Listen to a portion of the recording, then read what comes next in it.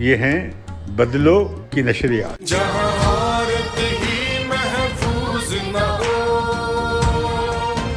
وہ سماج ختم ہو جاتا ہے، ہراسگی کے ڈر سے بھرا یہ سماج اب ہم سب بدلیں گے، یہ بڑھے چاہے یا کام کرے انہیں ہر دم آگے بڑھنا ہے، یہ گھر پر ہو یا باہر ہو ان چین سکون سے جینا ہے، ہماری یہ سنگی ساتھی ہے، یہ جو عورتیں لڑکیاں بچیاں ہیں، یہ جو عورتیں لڑکیاں بچیاں ہیں۔ ہماری پیدائش پہ اعتراض کرتا ہے اور ہماری یہ سزا ہے، وہ ظلم جو ہم نے دیکھا ہے، بدر شاہی ایک جج ہے جو ہم اپنی پیدائش فیصلہ سناتا ہے اور ہماری یہ سزا ہے، وہ ظلم جو ہم نے دیکھا ہے۔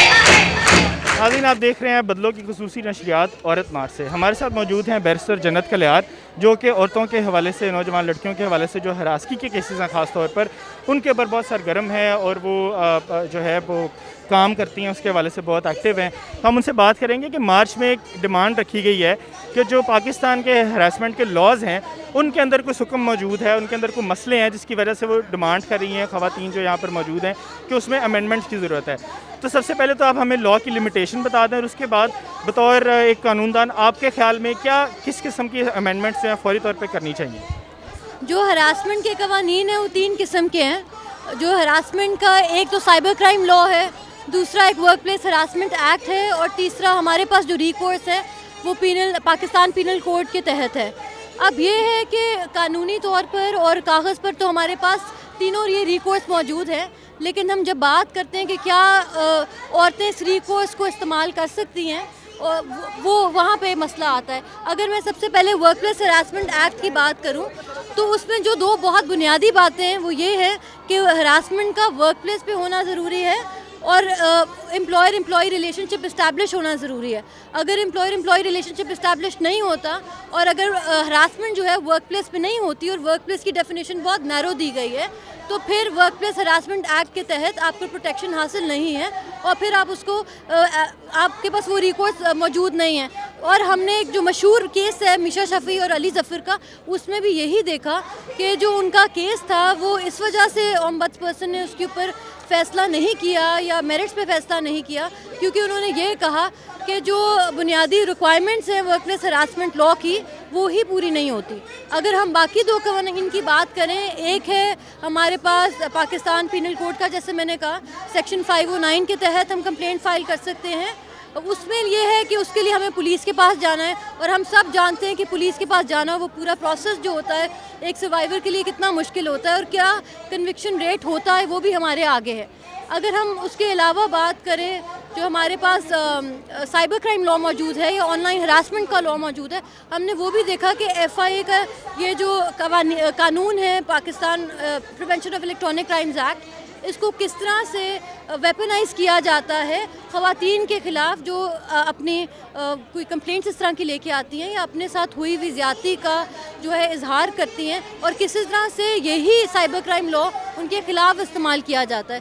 تو ہاں ہمارے پاس قوانین تو موجود ہیں لیکن ہمارے پاس سیف گارڈز نہیں ہیں اور قوانین اتنے براڈ ہیں اور لوزلی ورڈڈ ہیں کہ زیادہ یہ ابیوز ہوتے ہیں بجائے کہ یہ خواتین کو پروٹیکٹ کریں۔ بدلو کی خصوصی نشریات کے ساتھ میں ہوں ماہا، میرے ساتھ آج ہیں زنایا۔ ہم ان سے کریں گے بات آج کی عورت مارچ پر۔ آج کی عورت مارچ پہ آپ نے دیکھا ہے کہ ٹرانسجینڈرز نے بہت تعداد میں شرکت کی ہے، تو آپ کیسے دیکھتی ہیں کہ آج آپ کو ادھر آ کے اتنا چینج آ کے کیسا آپ کو لگا ہے اور آپ کیا اس کی اور آگے کیا رائٹس اور اس کے بارے میں کیا بات کرنا چاہیں گی ہم سے؟ تھینک یو سو مچ. پہلے تو آپ نے انٹرویو کے لیے، اور سیکنڈلی یہ کہ مجھے بہت اچھا لگ رہا ہے جیسے کہ یہاں پہ ہماری ٹرانسجینڈر کمیونٹی کے بہت لوگ جو ان سے وہ آئے ہیں. تو یہ اسی وجہ سے آئے ہیں کیونکہ جو کہ خواجہ سرا کے حقوق ہیں وہی عورتوں کے حقوق ہیں، اور جو عورتوں کے حقوق مطلب سیم اسی طرح سے ہی ہے.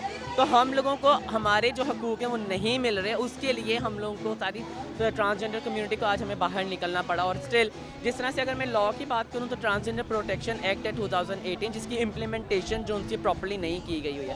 تو آج ہم لوگوں کی وہاں نکلنے کی یہ بھی وجہ ہے کہ ہیلتھ کے جو ان سے مسئلے مسائل ہیں، ایجوکیشن کے جو مسئلے مسائل ہیں، جابس ایشوز ہیں، یا پھر جو کوٹائزم جن سے کہ ہم بات کر رہے ہوتے ہیں، یا پھر حکومتی اگر ہم لوگ بات کریں تو ٹرانسجینڈر ریپریزنٹیشن جو ان کی ریپریزنٹیشن نہیں ہے تو وہ بھی اس طرح سے ہونی چاہیے. تو آج ہم لوگ کا نکلنا، آواز بلند کرنا، وہ ایک اسی عورت مارچ کے ساتھ مل کے ایک تحریک کو بلند کرنے کا مقصد ہے. ہمارے ساتھ یہ جنت علی ہیں، ایکٹریس ٹرانسجینڈرس کی. ہم ان سے بات کرتے ہیں اور ہم ان کا موقف لیتے ہیں اس بارے میں. السلام علیکم. وعلیکم السلام. میں 3 سال سے آ رہی ہوں اور فرسٹ عورت مارچ کی میں ٹرانسجینڈر ویمن کی ایمبیسڈر تھی. میں دیکھنا چاہتی ہوں کہ ایسی کیا کمی ہے جو لوگ سوچتے ہیں کہ ہم ٹرانسجینڈر ویمن نہیں ہیں، لیکن یہ میں دکھانا چاہتی ہوں کہ دیکھیں اگر میری ایکسیپٹنس نہیں تو اس میں میرا کیا قصور ہے. اگر میری نوکری نہیں، ایکول جاب اپرچونیٹیز نہیں تو اس میں میرا کیا قصور ہے. اگر مجھے وہ تمام رائٹس نہیں مل رہے جو ایک مرد اور عورت کو ملتے تھے اس میں میرا کیا قصور ہے. اس وجہ سے تو مجھے عورت نہیں سمجھا جاتا. لیکن لوگوں کا مائنڈ سیٹ میں دیکھ کے بہت حیران ہوئی ہوں. 2 سال ہو گئے ہیں لیکن ابھی تک ان کا مائنڈ سیٹ چینج نہیں ہوئے.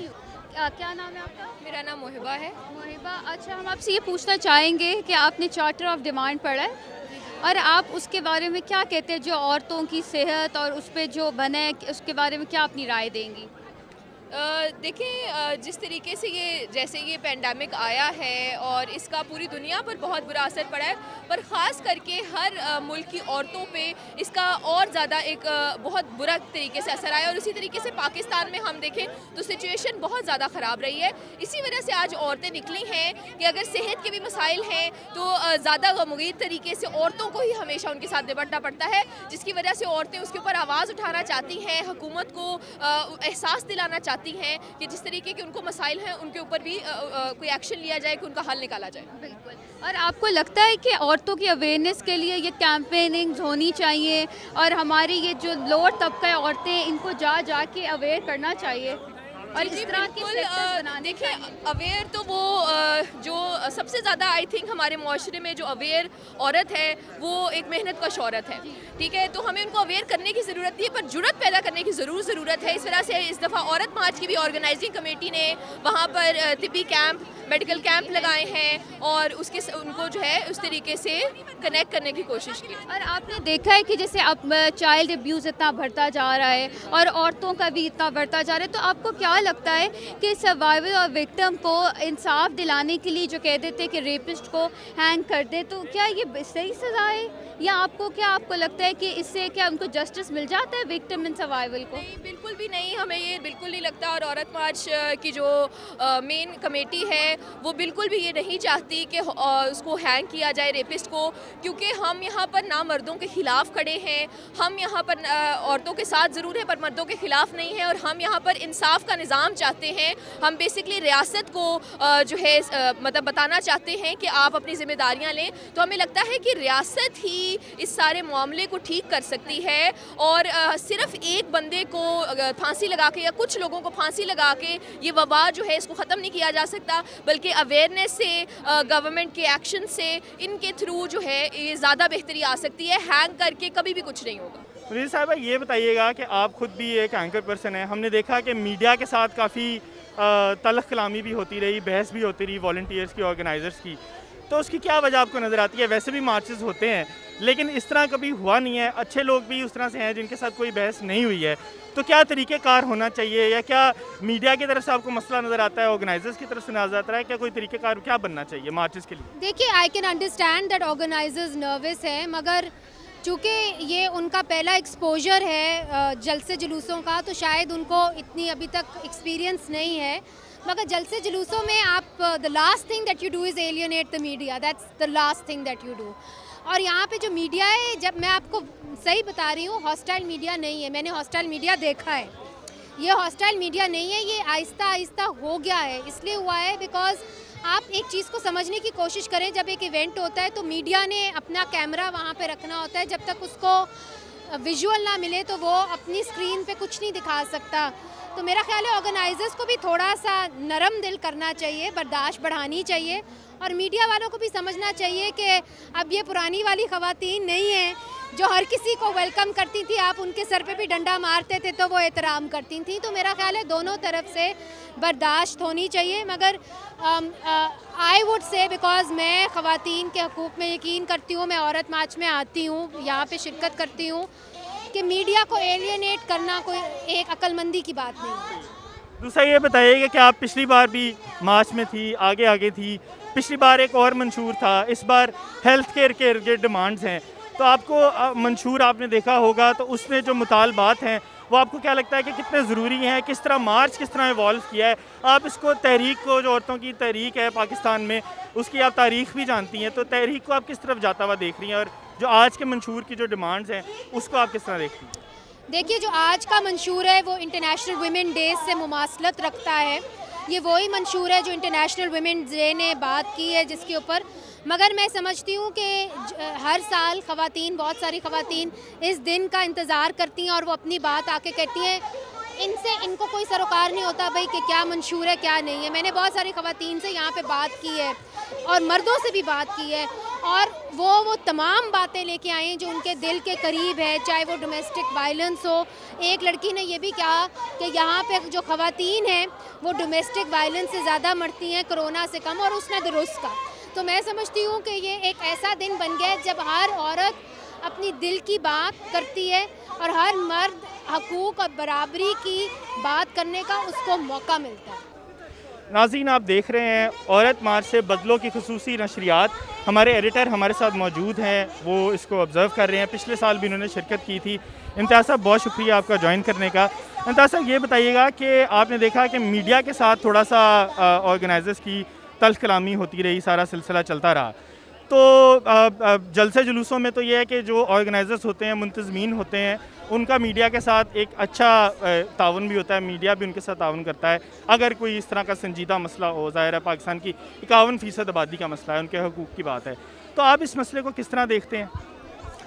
یہ جو میڈیا کے لوگ اس طرح کا کام کرتے ہیں, اسکینڈلائز کرنے کا, ایک بری پکچر پینٹ کرنے کا, یہ ان کا باعث ہے اور ان کا پریجوڈس ہے, ان کا ایک نفرت ہے.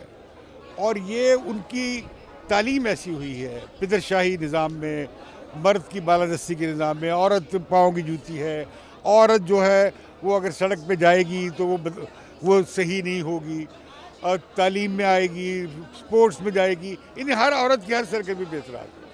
اب یہ جو ابھی آپ میں سن رہا تھا, میں تو بالکل میری آنکھوں میں آنسو آ گئے کہ اس نے, بچی نے کہا کہ ہاتھ کھڑا کرے کہ جس کے ساتھ جنسی ہراسگی ہوئی ہے. آپ کہیں گے می ٹو, ساری لڑکیوں نے ہاتھ کھڑے کر دیے می ٹو. اس لیے گھر میں ہوتی ہے تب ہراسگی ہوتی ہے, سڑک پہ جاتی ہے تب ہراسگی ہوتی ہے, بس میں بیٹھتی ہے تب ہراسگی ہوتی ہے, دفتر جاتی ہے تب ہراسگی ہوتی ہے. تو یہ خوف کی اس فضا کو توڑ کر باہر آ گئی. اب جب یہ کہتی ہے میرا جسم میری مرضی, یہ جواب اس بات کا ہے جو صدیوں سے ہو رہا تھا کہ عورت کا جسم مرد کی مرضی, تمہارا جسم یعنی عورت کا جسم اور مرد کی مرضی. ان کا یہ نہیں چلے گا, میں اپنے آپ وجود کی, اپنی زندگی کی میں مالک ہوں. یہ انہوں نے حق خود ارادیت حاصل کیا ہے. یہ بڑا کلچرل انقلاب. میں بہت سمجھتا ہوں کہ پچھلے 10-20 سال میں یہ پہلا اتنا بڑا ایکسپریشن آیا ہے اور ہماری عورتوں کی طرف سے. تو یہ قیا پلٹ سکتا ہے پاکستان کی. یہ پاکستان کا مستقبل ہونا چاہیے. پڑھی لکھی, مہذب, کلچر, ویری انوویٹیو بچیاں ہیں یہ جو پڑھی لکھی, جو اور سب کالجوں سے آئی ہیں. ان ہر ایک اپنے اپنے پوسٹر لکھ کے لائے. ان کی پارٹیسپیشن دیکھیں, خود رو شرکت ہے. یہ کوئی پیسہ ویسا نہیں ہے, وہ اپنے ہاتھ سے. اتنے میں نے بینرز اور اتنے پلے کارڈز کبھی کسی میں نہیں دیکھے جلوس. وجہ کیا ہے, کسی ایک نے نہیں بنائے, کسی تنظیم نے نہیں بنائے. یہ بڑا اچھا کلیکٹیو ہے ان کا, اور ان کی آرگنائزیشن بہت اچھی ہے. اور میں سمجھتا ہوں کہ یہ انہوں نے جگا دیا ہے. انہوں نے وہ سوال اٹھا دیے جو ہم نے صدیوں سے سننے سے انکار کیا. عورت اگر اس کی ہراسگی ہوتی تھی, چپ کرو, گھر کی عزت کا معاملہ ہے.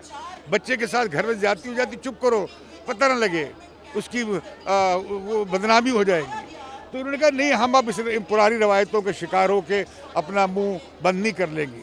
وہ چیخ پڑی ہیں, یہ ان کی چیخ سنی جائے, ان کی بات کو احترام دیا جائے.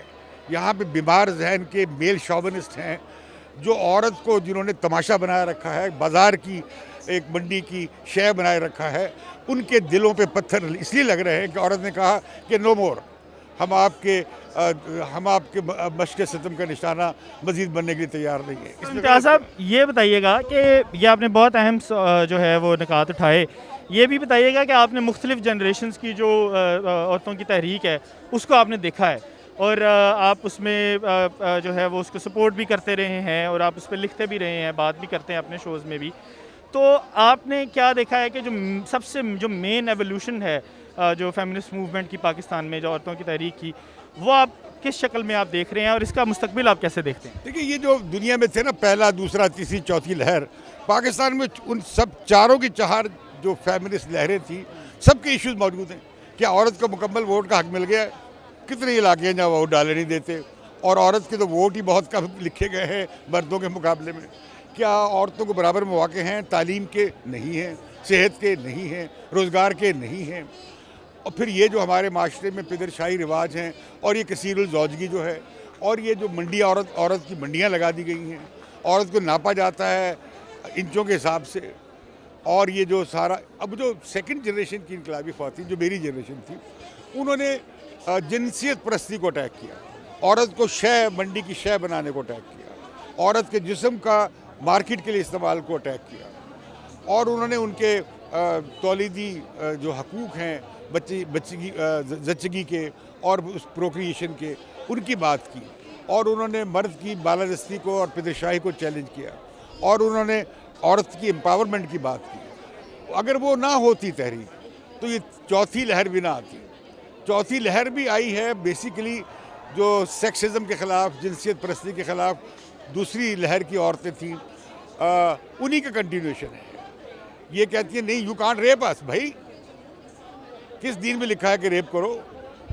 اور وہ اگر چلائیں نہ, چیخیں نہ, اب یہ کھڑی ہو گئی ہیں. ان کے ساتھ آپ بحث سلوک نہیں کر سکتے ان بچیوں کے ساتھ جو پہلے ہوتا رہا. وہ چپ اس میں غیرت میں, شرم میں وہ بیچاری پھنس کر نفسیاتی مریض بن کر ساری زندگی کے لیے وہ ہو جاتی تھی, اس میں معطل بن جاتی تھی, مریض بن جاتی تھی. اب جو میں نے یہاں منظر دیکھا ہے, یہاں پہ ایک وہ ہجڑا کی تنظیم کے نمائندے نے بات کی, پھر اس سے جو رسپیکٹ ملی, بیچارے سڑکوں پہ مانگتے پھرتے ہیں اور لوگ دھتکارتے ہیں اور زیادہ شادی بیاہوں میں بلا لیتے ہیں. تو ہم نے یہ جو اپنی جو صنفی اقلیتیں ہیں ان کے ساتھ جو برا سلوک کیا, یہ عورتیں انہیں بھی مذہبی اقلیتوں کی خواتین کے بھی حق بات کر رہی ہیں, یہ نچلے طبقے کی خواتین کی بات بھی کر رہی ہیں. یہ میں سمجھتا ہوں کہ یہ اپیل جائے گی, اور ہماری عورت اس طرح باشعور ہو کے نکل آئی میدان میں جیسے کہ نکل آئی ہے. یہ پاکستان میں ایک نئی جمہوری اور انقلابی میں سمجھتا ہوں تبدیلی کی ایک کروٹ ہے جو مجھے نظر آ رہی ہے. یہ اس کے چند ایک اس میں سے جو نشانیاں ہیں, یہ اس میں سے ایک سمٹم ہے اس نئے آنے والی دور میں.